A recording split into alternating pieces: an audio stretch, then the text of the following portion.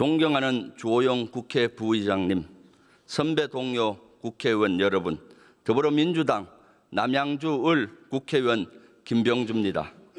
존경하는 국민 여러분, 이재명 정부 들어 대한민국이 빠르게 정상화되고 있습니다. 최근 100일 만에 진짜 대한민국의 문이 열리고 있습니다. 국무총리를 비롯한 국무위원 여러분들의 노고에 깊이 감사드립니다. 먼저 국무총리께 질문 드리겠습니다.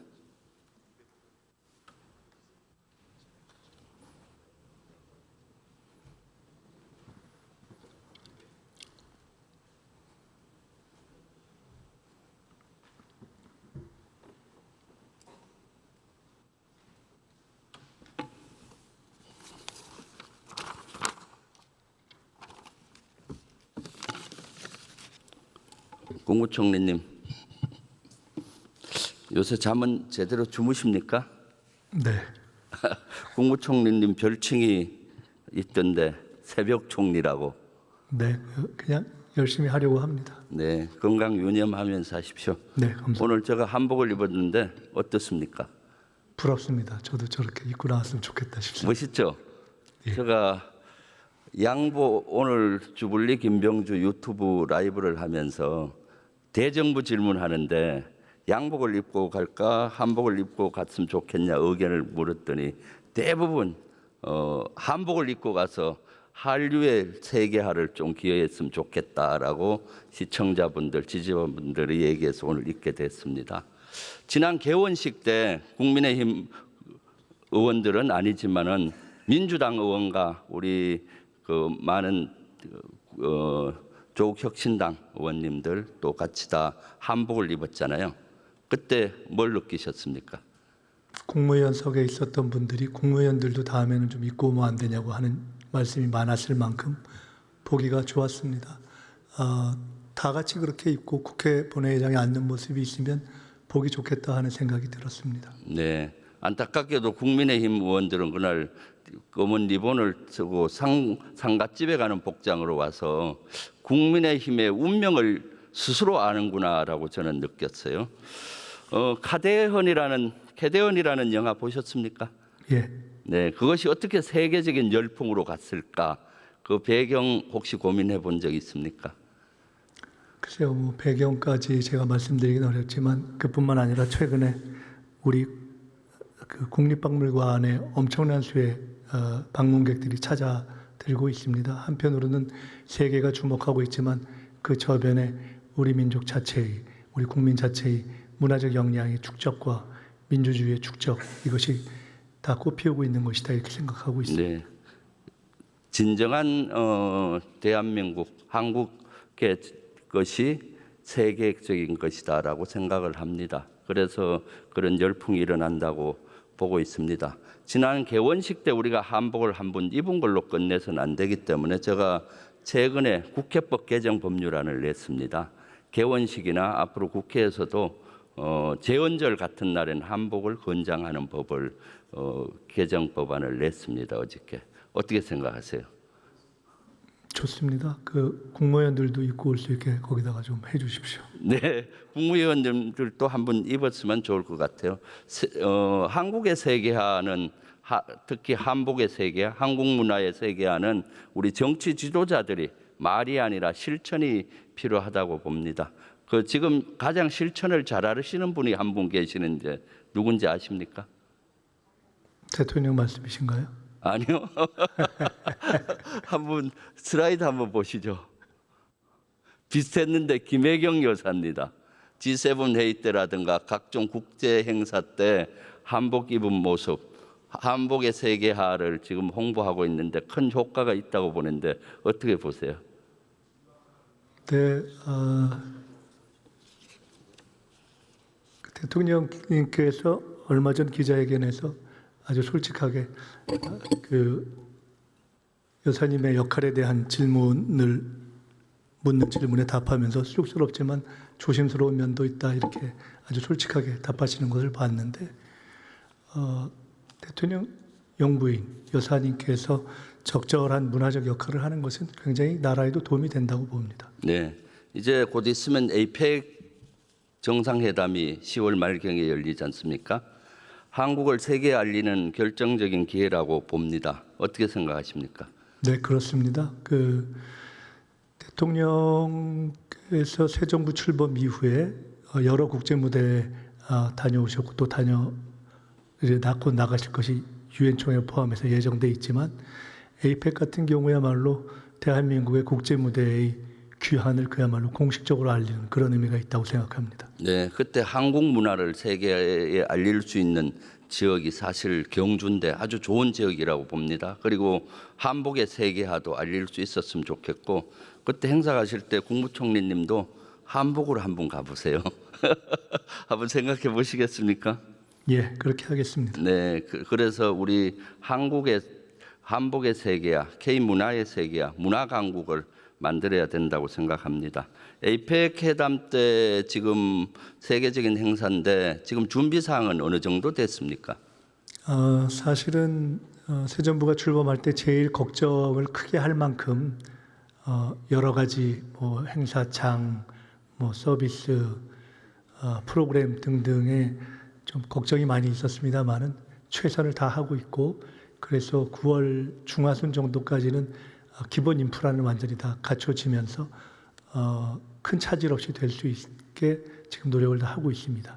지금 관건은 세계 정상들이 어떤 분들이 오느냐인데 중국의 시진핑 주석이나 트럼프 대통령 오시는 걸로 돼 있는 걸로 알고 있는데 어떻습니까?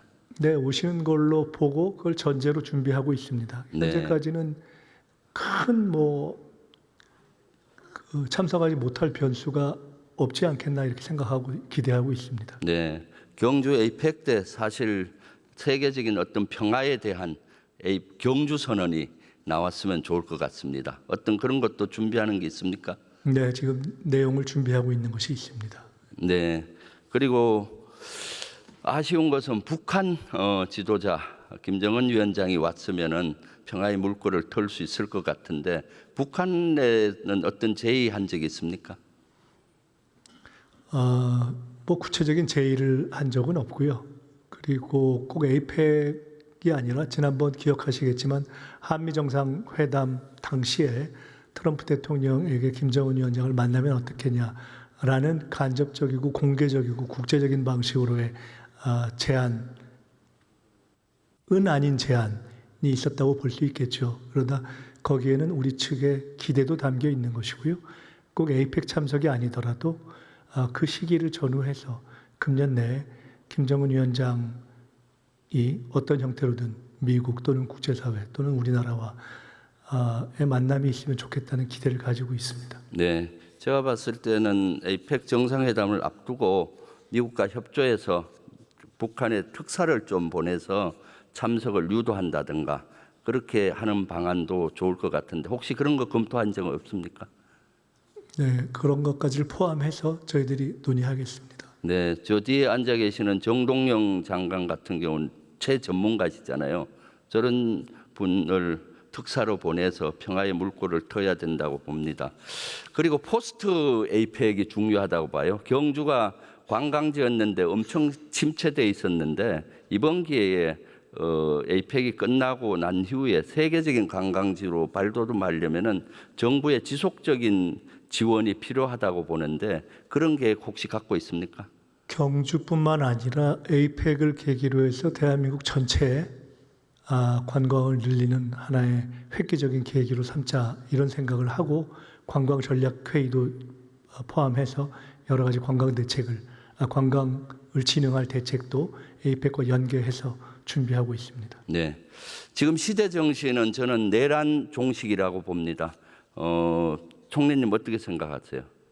네, 맞습니다. 한편으로는 내란을 극복하고 한편으로는 회복과 정상화, 그에 기초한 도약을 이뤄내는 것이 저희들의 시대 정신이라고 생각합니다. 내란 종식인데 실제 내란 세력은 아직도 사회 곳곳에 뿌리를 내리고 있고 내란 특검에서는 빙산의 일각 정도만 수사를 하고 있습니다. 그래서 우리 민주당에서는 내란 특검 종합 대응 위원회를 만들고 제가 위원장을 맡아서 지난번에 국방부를 방문을 해서 국방부 자체 조사를 좀 해라라고 요구해서 지금 자체 조사를 하고 있습니다. 알고 계시죠? 네, 들었습니다. 네. 그리고 각 지자체도 실제 12.3 내란 때 청사를 폐쇄한다든가 이런 부하 수행한 정황들이 많아서 2주 전에 행안부 장관을 찾아가서 좀 자체 조사를 행안부가 지자체 대상으로 하라고 했더니 지금 하고 있다라고 알려지고 있는데 하고 있습니까? 네, 그것도 들었습니다. 네, 그래서 내란 특검에서도 확인 작업을 하고 있다는데 지금 안 된 분야가 행정부의 각 기관입니다.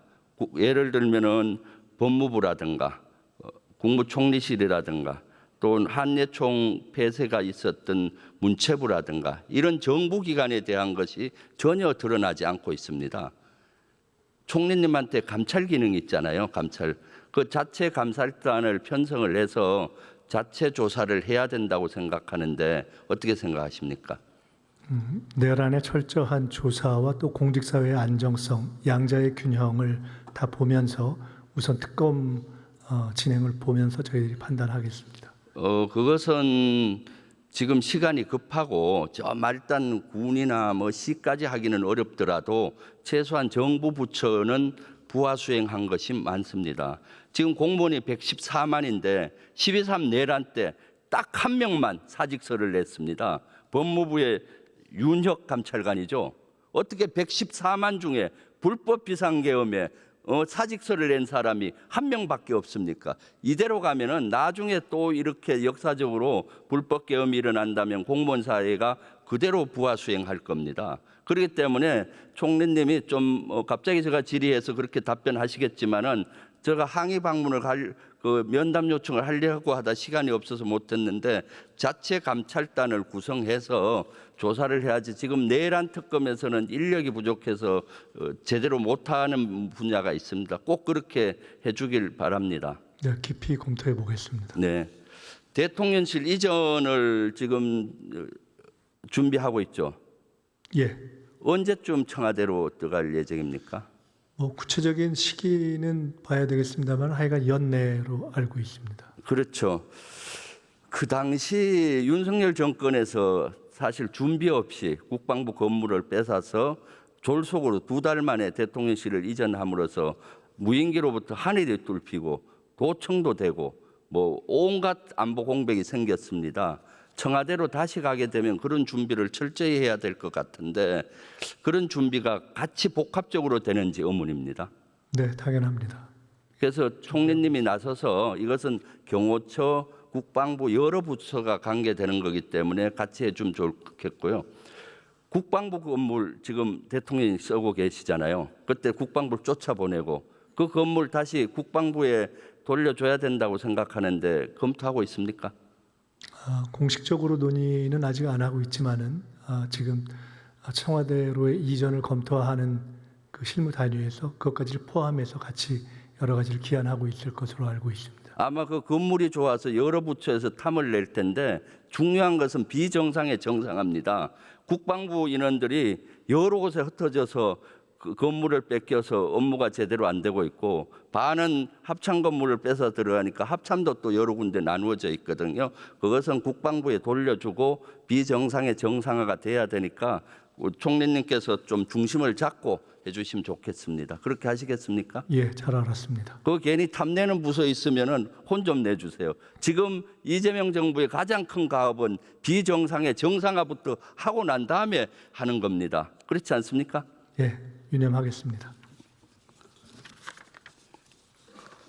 지금 방산 관련이 저는 대단히 중요하다고 봅니다. 이재명 정부 때 가장 성과를 낼 수 있는 게 방산 분야라고 생각하는데 어떻게 생각합니까?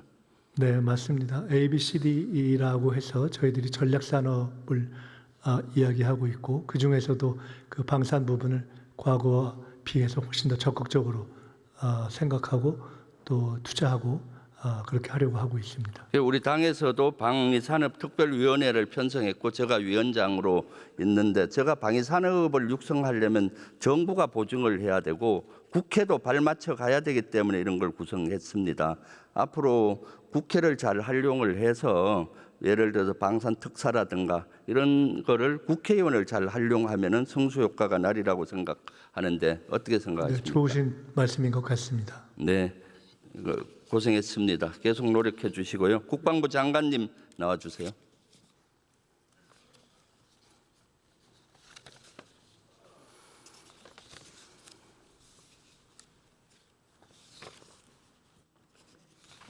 네, 국방부 장관입니다. 예, 장관님 홍범도 흉상 철거 윤석열 정부에서 무도하게 하려는 걸 백지화했다고 하는데 사실입니까? 네, 원형 보존하기로 했습니다. 그리고 군에서 가장 중요한 것이 저는 군의 뿌리 찾기라고 봅니다. 장관님은 군의 뿌리를 임시정부에서 만들었던 독립군과 강복군에서 찾아야 된다고 보는데 어떻게 생각하십니까? 동의합니다. 내일이 강복군이 창설한 날입니다. 알고 계십니까? 9월 17일. 네. 네, 내일이 강복군이 창설을 했고요. 그래서 군에서 가장 중요한 것이 사실은 군의 정확한 뿌리를 찾는 거고 그걸 교육시키는 거라고 봅니다. 장관님 어떻게 생각하세요?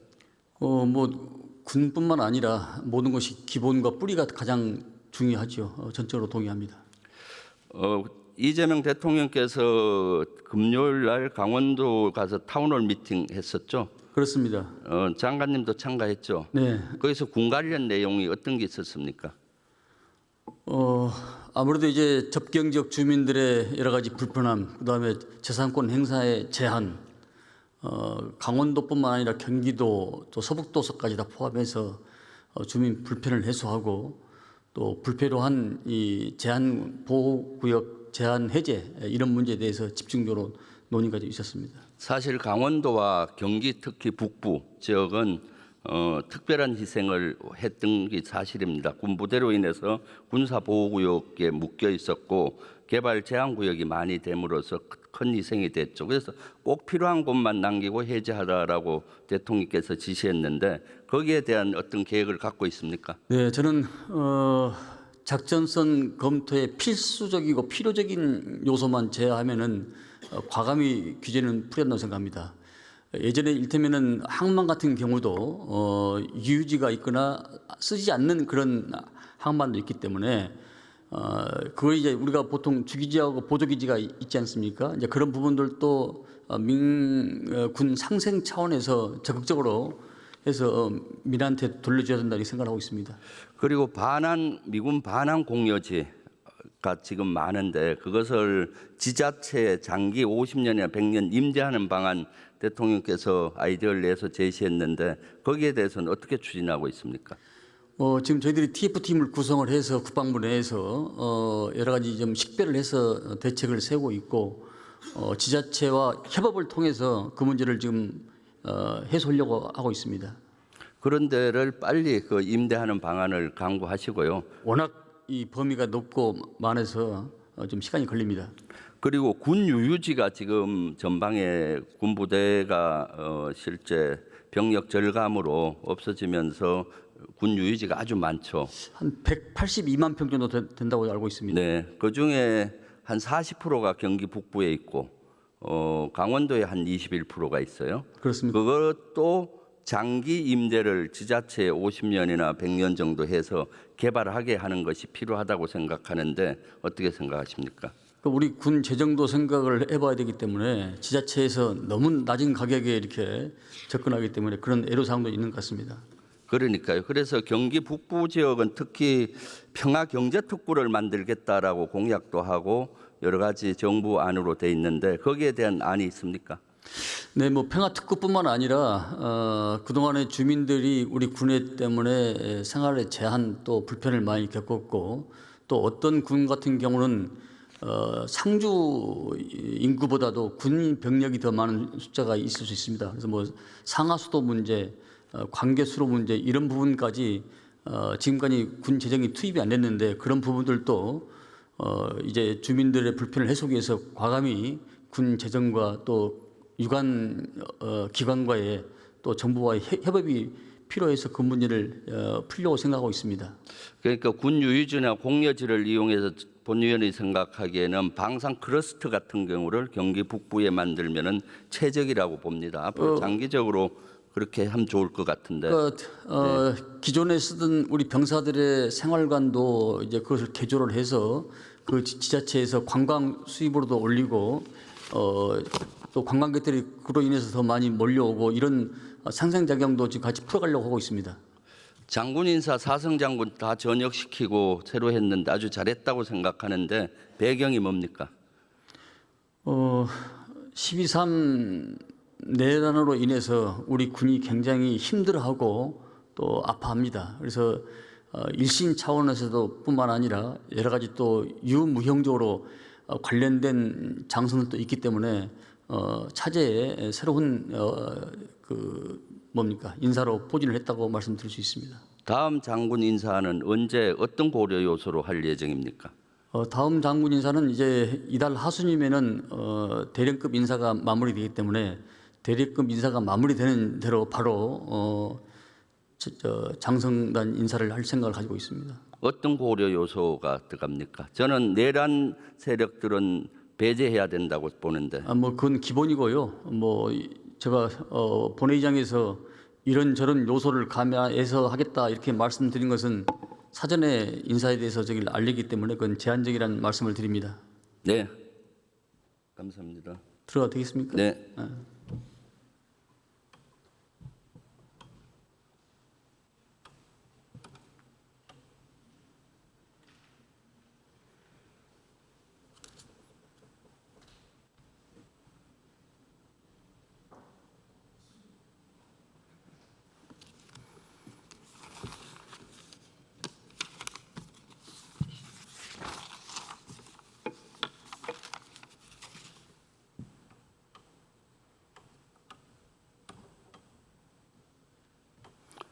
네, 존경하는 국민 여러분, 이재명 정부 100일이 지났습니다. 이제 세계로 도약해야 합니다. 한국이 세계로 가야 합니다. 한복도 세계화가 필요합니다. 문화 강국으로 나아갑시다. 가자, 우리 옷, 가자 세계로.